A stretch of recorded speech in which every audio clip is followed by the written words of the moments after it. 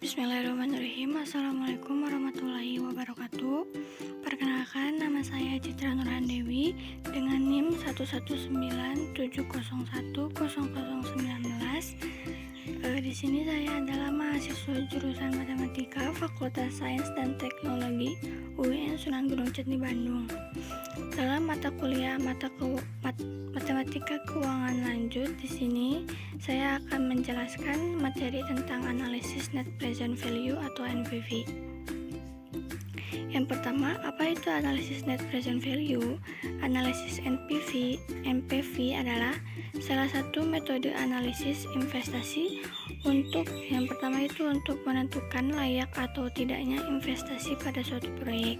Yang kedua, membandingkan beberapa alternatif investasi dengan menilai konsekuensinya pada saat ini. Dan yang ketiga, untuk menentukan nilai sekarang atau present value dari penerimaan atau pengeluaran yang terjadi di masa yang akan datang. Nah, net present value itu apa sih? Net present value atau NPV adalah akumulasi dari nilai sekarang dari semua penerimaan bersih yang telah dikurangi oleh pengeluaran atau biaya selama umur investasi. Di sini ada tabel cash flow suatu investasi. Baris pertama itu ada periode dari 0, 1, 2 sampai N.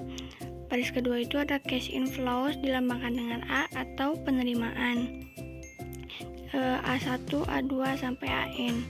Nah, yang ketiga ini ada cash outflows atau dilambangkan dengan B, yaitu pengeluaran. Ada I0, B1, B2 sampai dengan BN. Dan yang terakhir ada net cash flows atau A dikurang B, yaitu selisih dari penerimaan dan pengeluaran yang tadi. Di periode ke-0 itu ada I-I0, A1 dikurang B1, A2 dikurang B2 sampai dengan AN dikurang BN.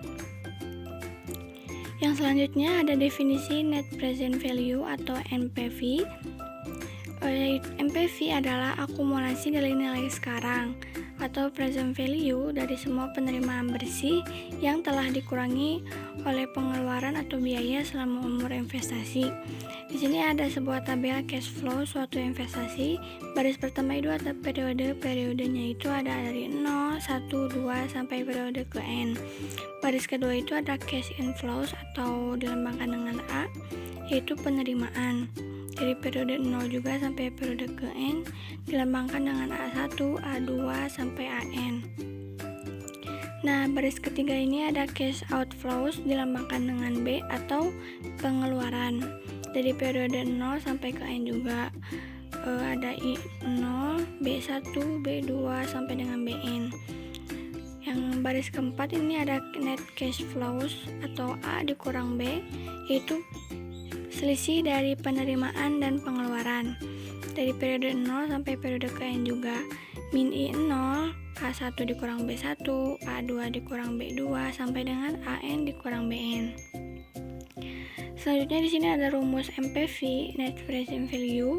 Yang pertama ini ada min I0 ditambah A1 dikurang B1 selisih yang tadi dibagi 1 plus I pangkat 1 ditambah dengan A2 dikurang B2 dibagi 1 ditambah I pangkat 2 sampai dengan AN dikurang BN dibagi 1 plus I pangkat N, atau bisa kita singkat dengan min I0 ditambah sigma dari T-nya itu sama dengan 1 sampai N AT dikurang BT dibagi dengan 1 plus I pangkat T. Dengan T-nya itu adalah tahun ke T dan N-nya itu adalah umur investasi. Di sini I0-nya itu adalah investasi pada awal tahun, AT-nya itu sebagai cash inflows pada tahun ke N atau penerimaan, dan BT itu adalah cash outflows pada tahun ke T atau pengeluaran, dan AT dikurang BT adalah selisih atau net cash flows pada tahun ke T. Dan untuk I ini adalah tingkat suku bunga. Untuk kriteria evaluasi pada NPV yaitu suatu proyek investasi dikatakan layak secara ekonomis bila MPV proyeknya lebih besar daripada 0.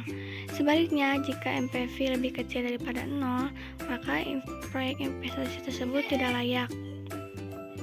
Nah, untuk membandingkan alternatif proyeknya itu, jika ada dua proyek, misalkan proyek A dan B, kita pilih MPV terbesar dari proyek A atau proyek B. Jika proyek A yang lebih besar MPV-nya, maka kita pilih yang proyek A. Di sini ada contoh soal. Sebuah perusahaan sedang mempertimbangkan dua buah alternatif proyek untuk investasi, ada proyek A dan proyek B. Nah, proyek A ini memerlukan investasi awal untuk membeli mesin sebesar $20.000. Umur ekonomis mesin diperkirakan 5 tahun. Nah, pada tahun kelima nilai sisa mesin sebesar $5.000. Biaya operasional yang dikeluarkan setiap tahun adalah sebesar $2.000 per tahun. Untuk penerimaan dari penjualan per tahun dari tahun pertama sampai dengan tahun kelima ini sebesar $8.000 per tahun. Untuk proyek B, investasi awal untuk membeli mesinnya itu $10.000. Umur ekonomis mesin juga sama 5 tahun. Nah, untuk nilai sisa pada tahun kelima adalah $1.000. Untuk biaya operasi per tahunnya itu ada $5.000 per tahun, dan penerimaan penjualan per tahun yaitu $10.000 dengan tingkat suku bunga yang berlaku itu ada 10%. Nah, di sini ada sebuah tabel yang meringkas soal yang tadi. Di sini ada yang investasi yang A dulu. Penerimaannya kan tadi 5 tahun. Karena tadi investasinya 5 tahun, di sini ada periodenya 0 sampai 5. Untuk penerimaannya adalah ada penjualan sama nilai mesin. Penjualannya itu 8.000 per tahun. 8.000 di tahun ke-1, tahun kedua, tahun ketiga, tahun keempat, dan tahun kelima. Untuk nilai sisa mesinnya pada tahun kelima tadi 5.000. Nah, lalu kita totalkan penerimaannya dari penjualan dan nilai sisa mesin yang tadi. Pada tahun pertama yaitu 8.000 ditambah 0, sedangkan 8.000 sama kayak tahun kedua, tahun ketiga, sampai tahun keempat. Untuk tahun kelima kita totalkan 8.000 ditambah 5.000 sama dengan 13.000. Yang selanjutnya ini ada pengeluaran. Pengeluaran ini terdiri dari investasi awal dan biaya operasional per tahun. Investasi awalnya itu kan tadi $20.000. Nah, biaya operasional itu per tahunnya itu $2.000. Jadi tahun pertama itu 2.000 sampai tahun kelima 2.000. Kita totalkan lagi pengeluarannya itu ada berapa. Untuk total pengeluarannya ada 20.000, dan tahun pertama sampai tahun kelima sama-sama 2.000. Selanjutnya kita selisihkan total penerimaan dikurangi dengan total pengeluaran. 0 dikurang 20.000 sama dengan min 20.000. Lalu tahun pertama sampai tahun keempat itu 8.000 dikurang 2.000 sama dengan 6.000, sama ya, semua 6.000. Nah, untuk tahun kelima kita kurangkan 13.000 dikurang 2.000 sama dengan 11.000. Selanjutnya ada pengeluaran. Pengeluaran di sini ada investasi awal dan biaya operasional. Untuk investasi awal tadi 20.000, dan biaya operasional tiap tahun adalah 2.000 per tahun. Total pengeluaran yaitu ada 20.000, 2.000 sampai tahun kelima juga 2.000. Nah, untuk selisih dari penerimaan dan pengeluaran atau net cash flow yaitu A dikurang B. Kita kurangkan 0 dikurang 20.000 sama dengan min 20.000. 8.000 dikurang 2.000 6.000. 8.000 dikurang 6.000 2.000. Untuk tahun 1, 2, 3 sampai 4 sama 8.000 dikurang 2.000 sama dengan 6.000. Dan tahun kelima kita kurangkan 13.000 dikurang 2.000 sama dengan 11.000. Selanjutnya kita tinggal hitung net present value untuk proyek A. Dengan data yang kita peroleh, kita masukkan ke rumus MPV yang tadi. Didapat min 20.000 ditambah 6.000 ini adalah selisih dari A1 dikurang B1 dikali ini P per F 10%,1 adalah 1/1 ditambah I pangkat N, yaitu N-nya tahun ke-1 jadi pangkat 1. Untuk tahun kedua juga sama, tahun ketiga, tahun keempat, dan tahun kelima. Tahun kelima ini A5 kurang B5 nya itu 11.000. Didapat hasilnya min 20.000 ditambah 6.000 dikali 0,9091 ditambah 6.000 dikali 0,8264 ditambah 6.000 dikali 0,7513 ditambah 6.000 dikali 0,6830 dan ditambah 11.000 dikali 0,6209. Didapatkan MPVA nya itu sebesar 5.849,3 dolar. Nah, sekarang menuju tabel investasi yang B. Sama seperti investasi A, di sini ada penerimaannya itu terdiri dari penjualan dan nilai sisa mesin. Penjualannya itu 10.000 per tahun dan nilai sisa mesinnya itu pada tahun kelima yaitu 1.000 dolar. Total penerimaannya kita tambahkan nilai penjualan dan nilai sisa mesin yaitu 10.000 untuk tahun ke-1 sampai tahun ke-4 dan tahun ke-5 11.000 dolar. Untuk pengeluarannya kita sama di sini, terdiri dari investasi awal dan biaya operasional.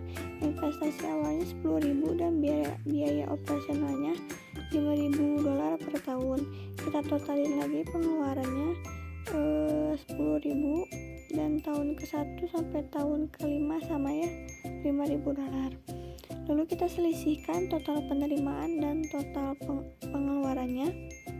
Didapatkan min 10.000 dan tahun ke-1 sampai tahun ke-4 selisihnya 5.000 dolar dan tahun ke-5 selisihnya 6.000. Selanjutnya kita hitung juga untuk net present value untuk investasi yang B dengan rumus yang sama, yaitu min 0 ditambah sigma dari T sama dengan 1 sampai N, AT dikurang BT dibagi 1 plus I dipangkatin N. Didapatkan itu MPV B-nya sebesar 9.574,9 dolar. Untuk kesimpulannya, kita dapat nilai dari MPV kedua proyek, yaitu MPV A-nya kita dapat nilai sebesar 5.849,3 dolar, sedangkan untuk MPV B-nya itu 9.574,9 dolar. Karena tadi cara untuk membandingkan proyek investasinya itu kita pilih MPV yang terbesar. Nah, karena ini MPV B-nya itu lebih besar daripada MPV A-nya, maka kita dianjurkan untuk memilih proyek B. Mungkin sekian dari saya. Mohon maaf apabila ada kesalahan atau